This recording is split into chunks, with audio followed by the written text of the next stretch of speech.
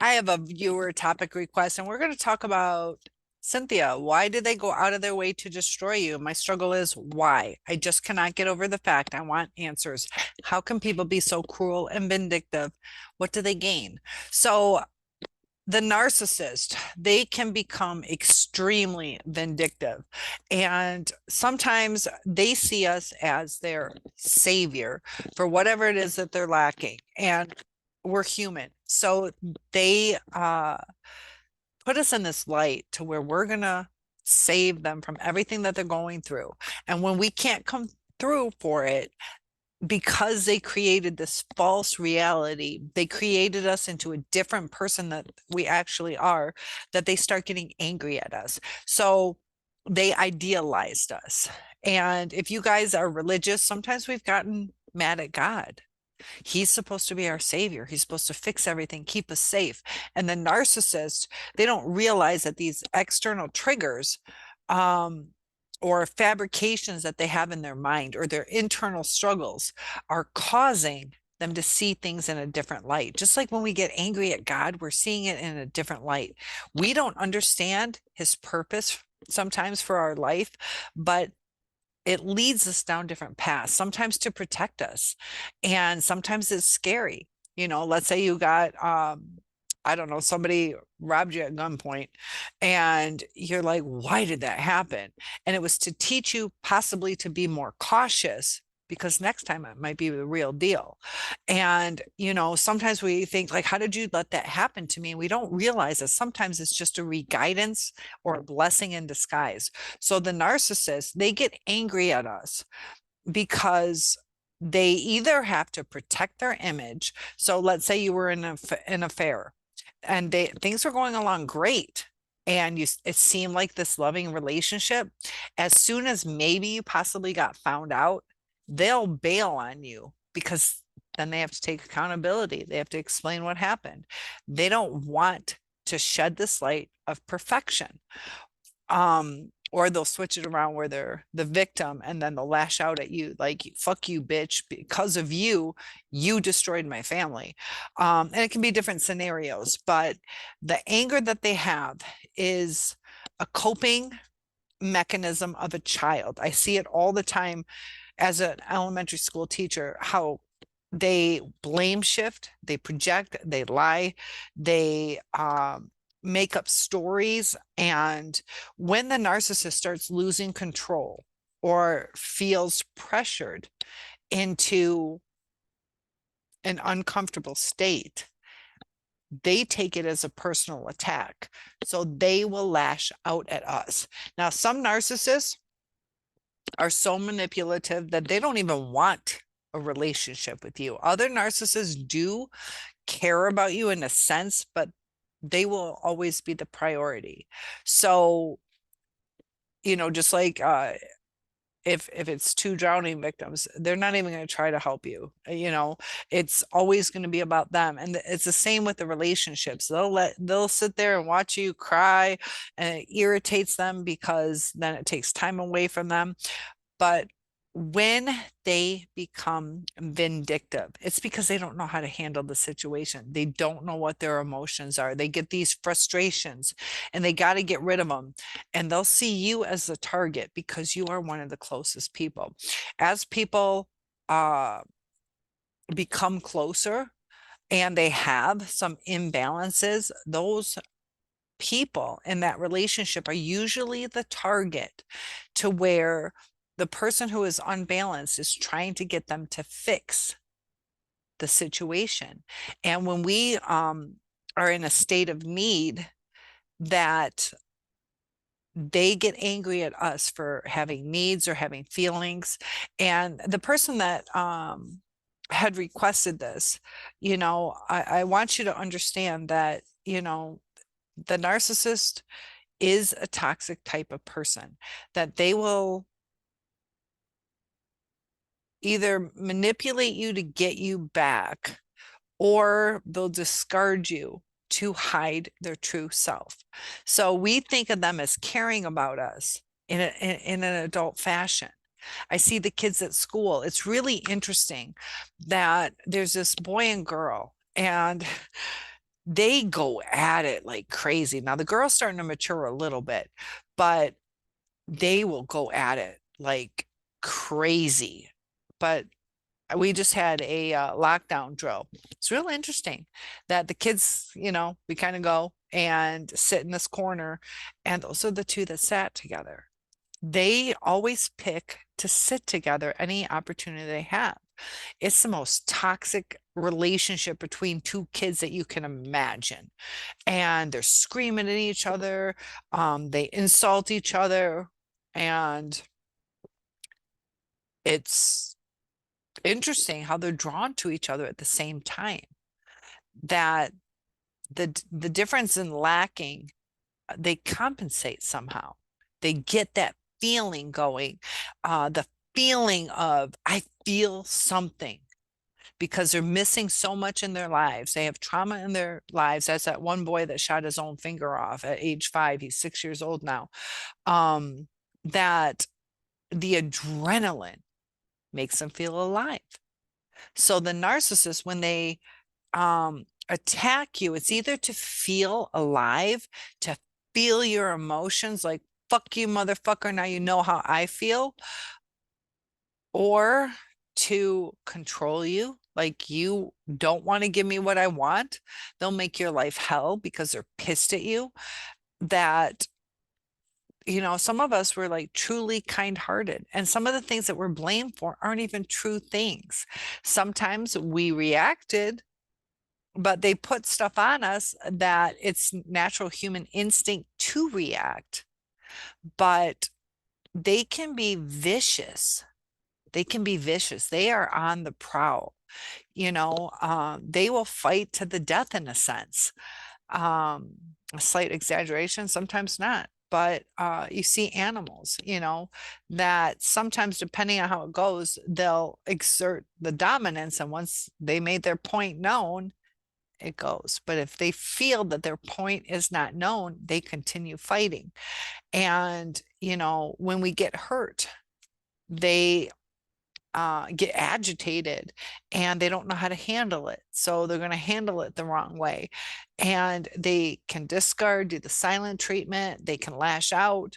They can use flying monkeys to destroy your life because they feel their life is destroyed. It's really interesting how it works. Like if we would just talk through it, like, you want to be with me, but you don't want to be with me. Like they have no clue what they want. Just like that boy and girl. Do they want to be friends? Do they not want to be friends? Do they hate each other? It makes no sense. It makes no sense at a class of 28 that they're the best of friends and the worst of enemies at the same time. And sometimes, they'll do certain things to get each other's goat because it stimulates them. That's the one person they're drawn to, whether it's good or bad, they're drawn to them. And the narcissist, when they are on the attack, it's to either save their ego and show the world that it wasn't their fault. They have to blame it on somebody if it wasn't their fault. So they're going to make you seem as low or as crappy or incompetent as they can, because you are such a great person that they're afraid that once people know you, they're going to get found out. And they feel so entitled to this perfect life that they don't want to put the effort in. Because when you deal with humans, we do all have flaws. We do have good days, bad days. Some of us are off some days, tired, sick, stressed. Life is not easy, but the narcissist sees you as this image. They talk about a snapshot that the narcissist takes. So when they idealize you, they almost see you as, in a sense, godlike, as in as an analogy. So they see you as everything they ever wanted, or the they talk too about the mother figure, the ever loving and compassionate and perfect, giving, understanding, loving, tender, safe. And they see us as their hero. and it can be, vice versa, things like that. But it is the mother figure that they're searching for in traditional sense, and it could be male, female, however it goes, but that role.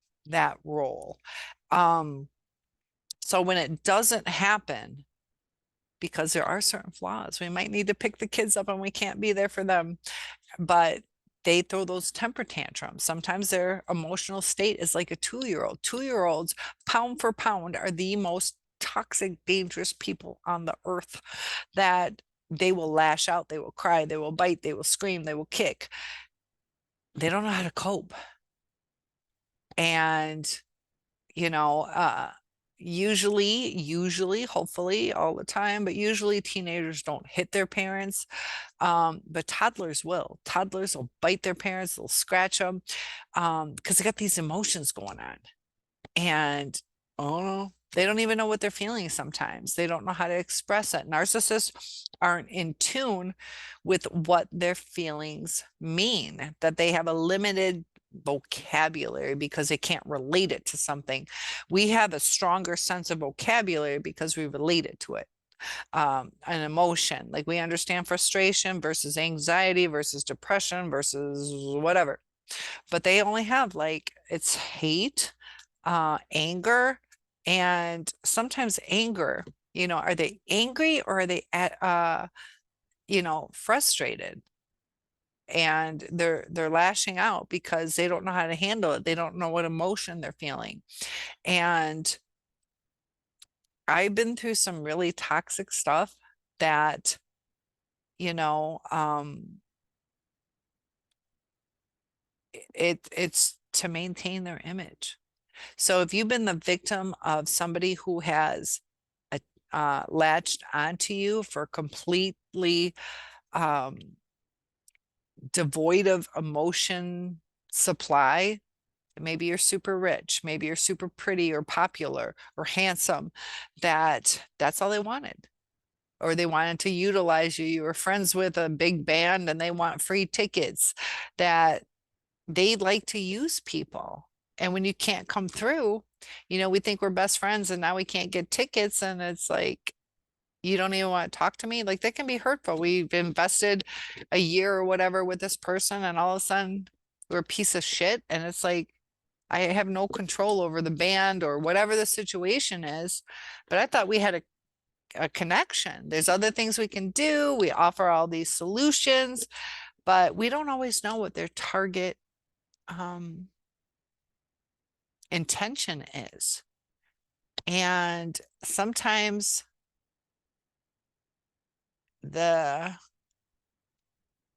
it all comes to them not knowing who they are, not knowing how to process emotions, getting frustrated they don't have a connection, feeling dead inside.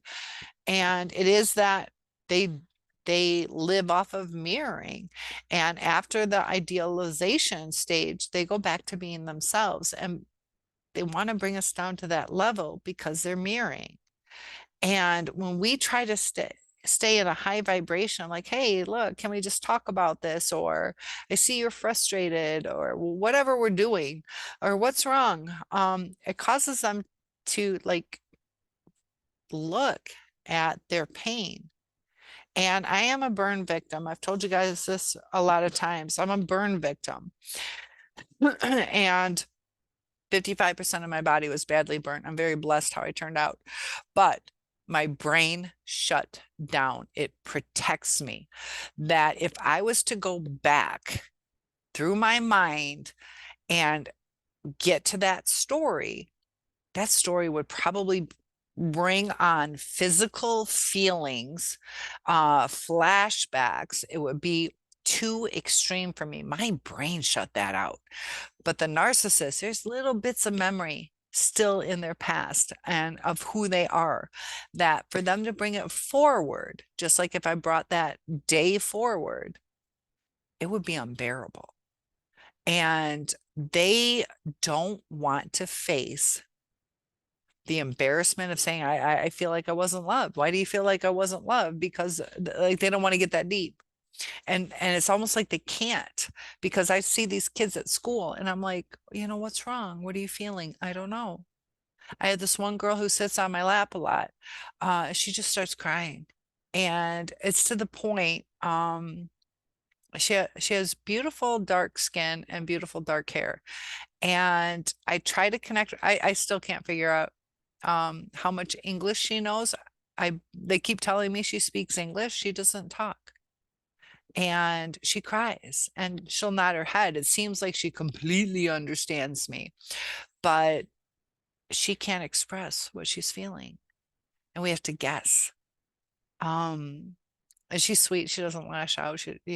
But sometimes pain is too much to express or too confusing at that emotional state of a child. And it's hard for us to process. I see kids, and there are some kids that are developing.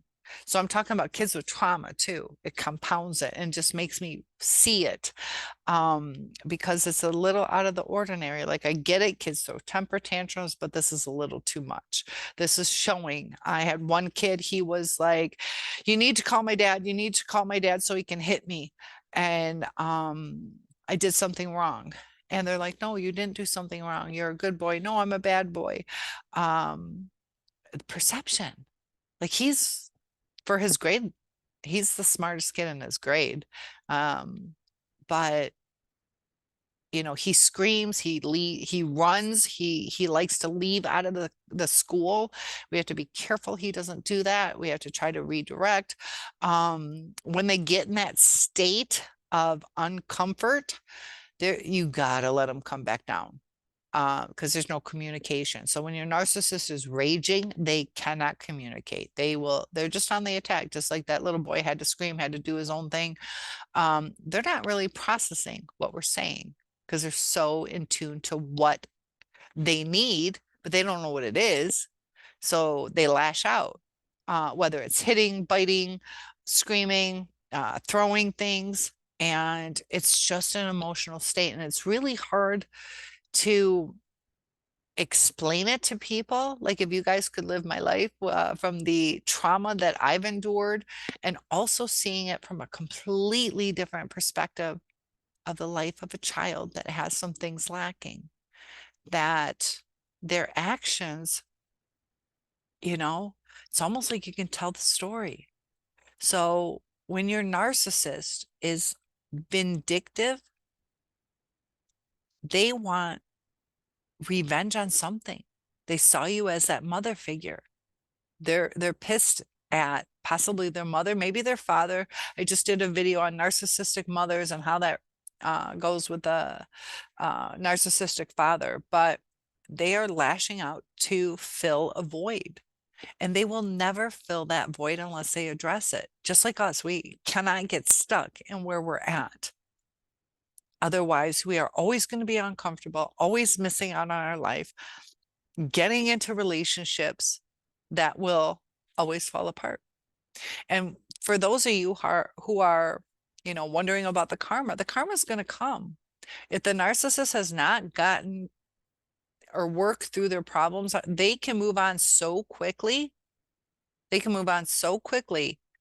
For one thing, they haven't invested in that person. They don't know the new supply.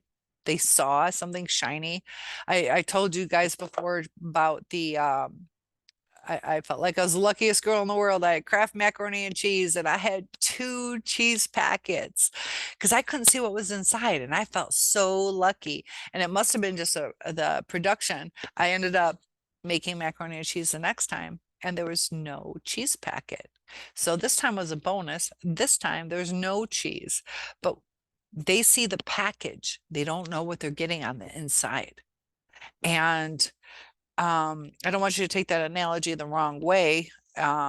It's just luck of the draw. What is it that they're getting? But usually, if somebody is healthy, they won't have over the top of 2 cheeses or lacking with 0 cheeses. And pay attention for my analogy, it's coming. Over the top. Like it was actually too much cheese. Like I used a packet and a half because I like it super cheesy, but it's too much. And this completely changed it. Neither one was the perfect thing, but sometimes just that one packet is perfect. So the narcissist will either have too much of a good thing or lacking. They're not going to see um, the person that they're with. If they are with a narcissist, there's red flags early on, but they're overlooked, and they're overlooked because of boundaries. We give some grace, but there's times where it's like, this is the sixth time he's blown me off in a month and a half or rescheduled, or, and it gets tricky because we're, compassionate. We like, I get it. Some things come up, but some of their lies are really good too. And we don't want to feel like stalkers. We're trying to give them respect, but in the end, they get very vindictive to good people because they're mad at us for not being us. They're mad they're not us. And, it's hard to understand that, but maybe let's say you wanted to be the top football player or the top cheerleader, you kind of get mad at them. Like, I wanted that, you know. And I know a lot of us have better coping skills, but it's like, you're mad at the cheerleader, or you're mad that you didn't get that position. Like, it has nothing to do with her. You're mad you didn't get it, but that's who you're mad at. Just like people who cheat, are they mad at the right person? If my husband cheated and I'm mad at her, that's because I'm comparing myself to her. Is she sexier, or what does she have that I don't have? I should be mad at the person who violated me. She doesn't even know me if that scenario happened. That's the person I'm with, is the one who has the commitment with me. That's the person who did me wrong. And even when we get angry, be careful who you're angry at. Are you angry at the right person? Because if you're angry at your partner, that's because they hurt you. That's a healthy thing, to deal with it the right way. But if you're angry at somebody for quote unquote stealing your person, is it because you feel that you weren't good enough, as opposed to, if he can't see how good I am, he can freaking have her. So there's all these things that we're lacking. Some of us don't even realize, none of us are perfect, and that's okay. That, when we have stronger boundaries, we probably wouldn't have entertained the narcissist as long as we did. But it's not your fault. There is that trauma bond. And I saw something today too on the whole hyper focus as far as like video games, playing video games, and you start isolating, you start going down this tunnel, you start getting addicted to it. So you're letting your social interactions go and everything else, and you're honed in on this for your dopamine hit. But eventually that's not enough. When you lead a well-balanced life, this is why I want you guys to get out there again, is instead of self-isolating into that tunnel, whatever that tunnel is for you, sex, porn, video games, sewing, whatever it is that you became addicted to, this coping mechanism, you are missing out on a full rounded life. So when something is missing, it's raining, you can't go play tennis, you got this to do, that you're well rounded and you can come back and play tennis another day. You can do this, whatever it is that makes you happy. But when this is all you have, it's almost like eating chocolate cake every meal, every day for the rest of your life. It might be your favorite thing, but now you can't stand it and wants to make you vomit. If it's well-rounded, you have chicken today, you have this, you have that, and it helps. So we've become hyper-focused and dependent on the narcissist, and we are trauma bonded, and we're hurting because they can be so cruel. But if you see that boy girl that I was talking about, they're cruel to each other. They just want that energy. They want that negative energy. And, how do they get it? They get it through a push. They get it through, cutting in line. They get it through like pissing the person off. They don't get it in a healthy way. Like, would you like to sit with me today? Do you think we could talk? Can you play with me at recess? Like, that's more of a healthy way, but the vindictiveness is to prove their point that it was your fault, or to prove their point that you can't control them.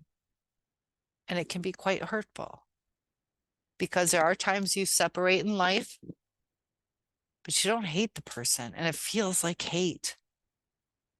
So does your narcissist hate you? They hate that their life changed, or they just hate themselves. It's not a reflection on you. Both of mine have said, I don't hate you. And sometimes you won't hear it for years, but they'll slam your name. There's that smear campaign. You're a whore, you're this, you're that, you're crazy, you're this, whatever it is. And, if you look back at it, if you're such a crazy, messed up person, why'd they stay with you for so long? But we do that too. That's toxic relationships. But when people are vindictive to you, we need to take a step back, accept it. It's a cruel world, that generosity can sometimes be taken for granted. You see kids with like piñatas, they have the piñata, and they just go at that generosity of the candy that just fell. They're not like, one for you, one for me, one for her. It's like hoarding and taking. And our generosity is like that with a narcissist. So I hope that they're just in it, like, screw everything that else is around. And when they don't get their way, they're angry and they take it out on you. But it's just their coping mechanisms. So I hope that was helpful in explaining why they're so vindictive. It's like a temper tantrum. You hear kids, I hate you. You suck. You're the worst mom. And it could be one of the best moms. And it's just to hurt the other person, to get their way, or to show them I should have been in control. Thanks for watching.